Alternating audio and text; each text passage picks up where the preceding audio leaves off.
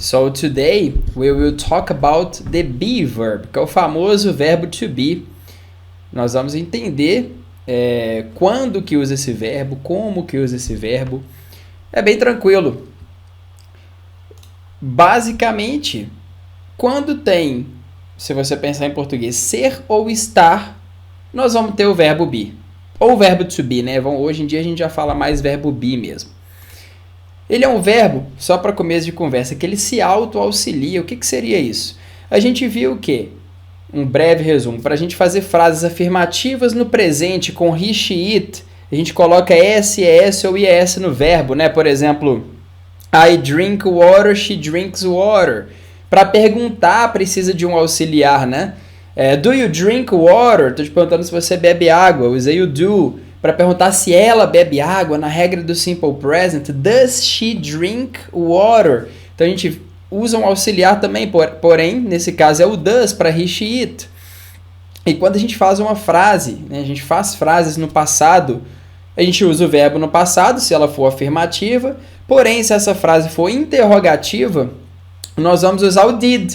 Né? Eu vou te perguntar se você bebeu leite ontem. Did you drink milk yesterday? Usei o did. Para negar, não, eu não bebi leite ontem. I didn't drink milk yesterday.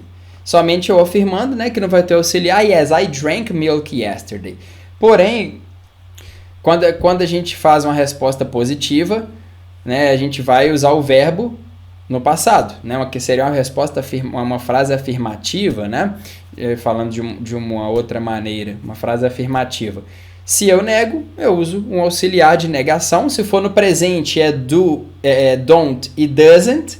Doesn't para he, she, it. Se for no passado, é didn't para todo mundo. Se for afirmativa no passado, né, não importa se tem he, she ou it, vai ser o verbo no passado também para todo mundo, né? Porém, quando a gente faz frases com o verbo be, ele se auto-auxilia. Na verdade, a gente não vai preocupar em usar um did, em usar o do, em usar o does. Né? Nós vamos fazer algumas frases aqui para exemplificar isso, mas antes disso, o que a gente vai ver? As conjugações, que o verbo é o verbo be. Porém, quando a gente vai conjugar para I, you, he, she, it, we, you, they, ele se transforma, né? Ele tem a conjugação dele. Por isso que às vezes confunde um pouco, né? Quem não aprendeu direito, né? Que o tal do verbo be é o verbo que a gente estuda na escola a vida inteira e no fim das contas, né? Não aprende, mas vai aprender aqui, né? Agora, de uma vez por todas. Então, no presente, I am. Eu vou até colocar de uma outra cor aqui. I am. You are. He, she, it is. We are. You are. E they are. Beleza. Já vamos colocar aqui o passado de uma vez? Vou até trocar a cor. Então, no passado é I was, you were. Muito cuidado para não confundir com o where, de onde, tá? O where de onde é com H. Aqui nós estamos falando de were. Imagina uma pronúncia assim com acento circunflexo. Ó. Were. Repeat. Were. E a outra, where. Tipo um acento agudo. Where. Então, I was, you were, he, she, it. Vai ser o mesmo, vai ser was. E we, you e they were. Lembrando, né, que I sou eu e you é você no singular. He é ele, she, ela. O it, ele é usado para coisas e animais, tá? Fala, pessoal, mas eu tenho um animalzinho, eu sei que ele é macho, eu posso chamar de he o meu cachorrinho? Pode, não tem problema nenhum. Você sabe que ele é macho, você pode chamar ele de he sem problema. Agora, um animal desconhecido que você não sabe, né, se é macho, se é fêmea, aí você vai usar, sim, o it, para se referir a este animal, tá? We, nós, esse you é you de vocês, no plural, tá? You. E o they é eles, alright? Então, uma outra coisa que a gente pode dizer é o quê? Avaliando isso aqui, analisando este verbo be aqui. O passado de am e o passado de is é Deixa eu trocar a cor só para facilitar. O passado de am e o passado de is é o was. E o passado de are vai ser o were. É bem parecido até, inclusive, né? Então, o passado de are vai ser o were. A gente pode pensar assim também, se for mais fácil. Agora, garanto que isso aqui vai estar tão automático no futuro que você não vai precisar nem ficar pensando nisso. Mas então, voltando ao exemplo real, né, do que a gente estava falando ali. Vou pegar uma frase assim. Estou em casa. Você pode falar I'm home, ou então I'm at home. Pode pôr o at, opcional no caso. I'm at home. Agora, se eu estou no trabalho, por exemplo. Estou no trabalho. I'm at, aí o at é necessário. I'm at work, ok? I'm at work. O at é a preposição que a gente usa para falar que está em algum local, um ponto específico, um ponto de referência. Estou em casa, at home. No trabalho, at work. Na faculdade, at the university. Na igreja, at the church. Na academia, at the gym. Na praia, at the beach. Pode ser on the beach também, mas at the beach. Então a gente usa o at. Então, vamos pegar assim, ó, uma frase afirmativa. Você está no trabalho. Beleza. Então, you are at work. Você está no trabalho. You are at work. Lembrando que o verbo be é ser ou estar. Não vai confundir, porque pela lógica, a gente sabe quando que vai usar o ser e quando vai usar o estar. Não faz sentido nenhum eu falar que você é no trabalho. Não. Tá? Agora você está no trabalho. Para perguntar, não vou usar o do. Né? Lembra que o verbo be se auto-auxilia. O que a gente faz aqui nesse caso? A gente vai pegar e vai inverter, né, o lugar, a posição ali do verbo com o sujeito. Vou começar com o verbo agora. Então, are you at work? Perfeito. Negativo, você não está no trabalho. You are not at work.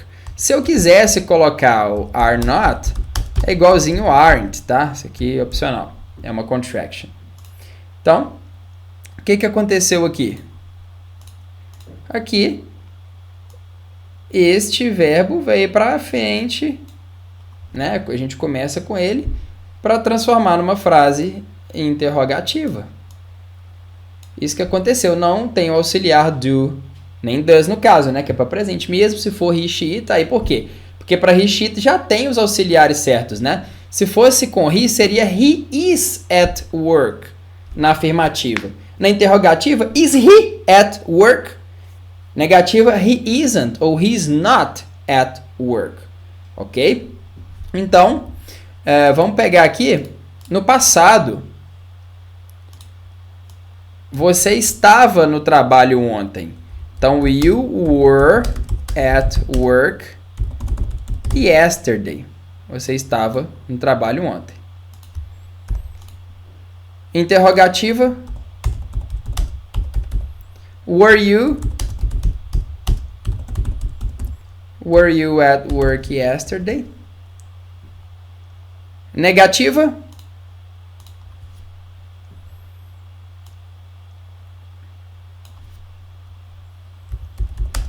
You were not at work yesterday.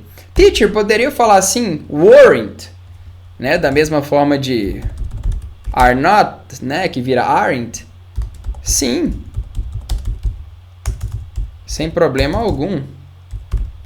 Sem problema algum eu poderia fazer isso aqui. Ok? Alright. Então não tem muito mistério, né? A gente vai fazendo, vai formulando as frases. Você detectou que tem ser ou estar. Sai do aquele padrão de no passado usar o did, né? Repetindo. Perguntas interrogativas no passado. Que não tem o verbo be, nós vamos usar o did. Né? Agora, tipo, tá, você foi ao trabalho ontem? Então, did you go to work yesterday? Aí seria, você foi ao trabalho ontem? Então, did you go to work yesterday? No, I didn't. O I sempre maiúsculo, né? Em caixa alta aqui. I didn't go to work yesterday. Ou se for uma frase afirmativa, yes, I went, que aí a gente vai usar o verbo go no passado. I went to work yesterday. Esse aqui foi um exemplo de frase que a gente não tem verbo be. Aí é simples, é o que a gente já sabe. Vai usar o did para todo mundo. Se a frase for no presente, ela vai para o trabalho todos os dias, fazendo a frase no presente com he, she, it. Então, does she go to work every day?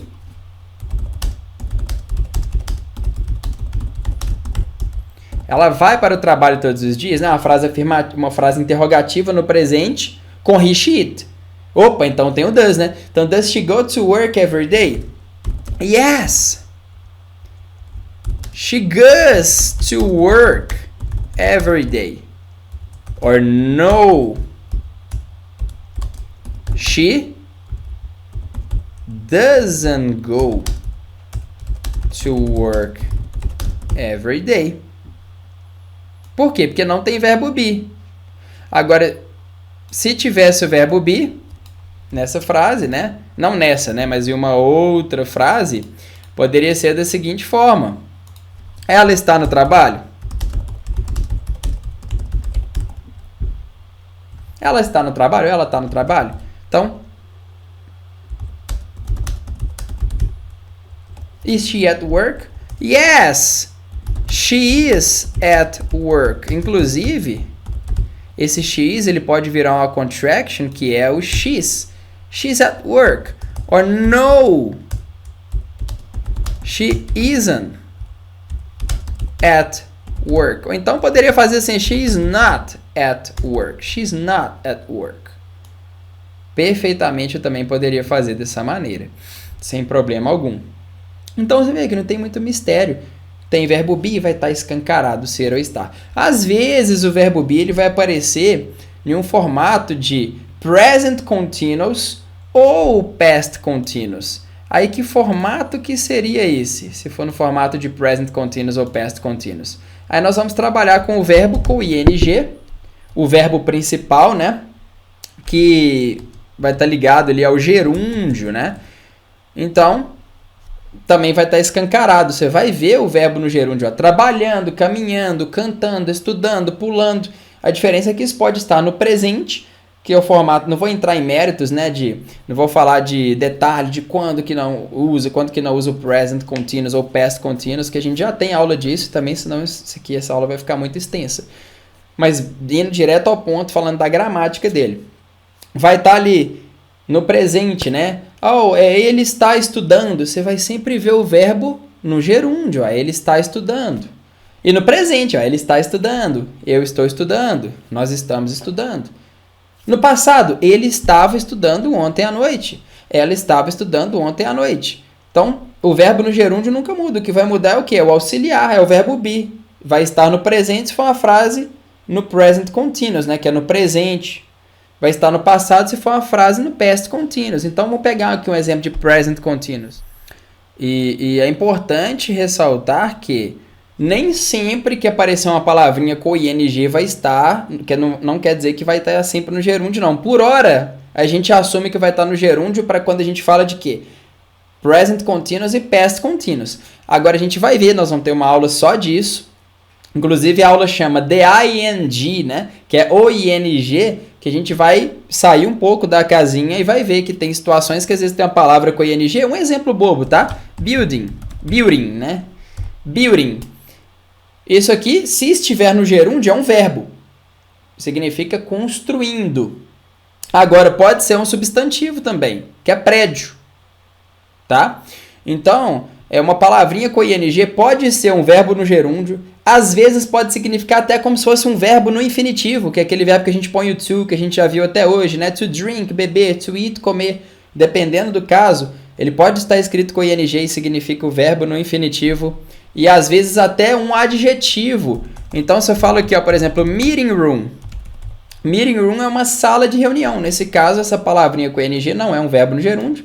Está sendo utilizado como adjetivo. Room é sala, meeting é reunião, né? A gente pega o meet, meet é encontrar, né? A gente fala meeting, reunião. Então, meeting room não é encontrando, tá? Poderia ser encontrando, dependendo do contexto, sim. Mas meeting room, sala de reunião. Mas não se preocupe, pois a gente vai ter uma aula só disso. Falar disso agora vai atrapalhar a cabeça, porque já tem muita informação aqui nessa aula, tá? Então vamos assumir que, por hora, quando a gente fala de present continuous e quando a gente fala de past continuous, aí sim a gente tem o verbo no gerúndio. E tá muito óbvio, tá muito claro. Por exemplo, ó, estudando, você vai pensar no verbo desse jeito, ó. Caminhando, cantando, estudando, pulando, dormindo, caminhando, são verbos no gerúndio. Então não tem muito mistério. Então, olha, ele está estudando. He is studying. Ele está estudando. Agora vamos fazer essa frase na interrogativa. Is he studying? Ele não está estudando. He isn't studying. Ok. Agora, isso é um present continuous. Porque está no presente, está na forma, né, continuous ali do verbo. O ing. Agora vamos pegar aqui um past continuous. Ele estava estudando ontem à noite.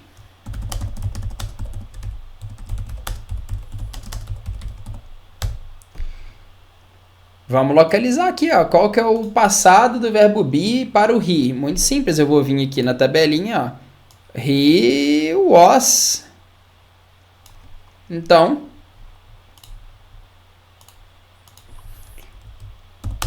he was studying. Aí muito cuidado, né? A gente pensa ontem à noite, yesterday night, yesterday at night, last night. Então, he was studying last night. Interrogativa.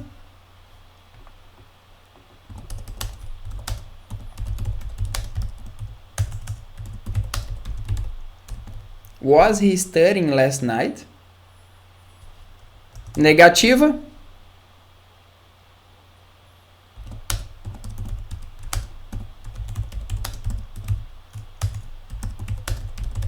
He wasn't studying last night. Então, não tem muito mistério, né? É que é realmente algo bem tranquilo. Meio sem lugar de colocar aqui, deixa eu diminuir ele um pouco. Ok, agora vai ficar bom. É bem tranquilo, assim, é muito autoexplicativo, é muito óbvio. É só a gente não pegar o embalo na hora de traduzir uma frase, né? Às vezes tá numa sequência de traduzir frase do passado, usando did, uma hora aparece o verbo be, enfia did no meio, né? Mas é só lembrar dessas regrinhas, pensar bem, ó, tem verbo be? Ou não tem verbo be? Tem, beleza. Tá no presente ou tá no passado? Opa, tá no presente. Pronto. Vamos lembrar dessa tabelinha aqui e tá mole para nós. No passado é a mesma coisa, no big deal, right? Melhor maneira da gente absorver esse conhecimento que é praticando. Não tem outra maneira, né? So let's do it.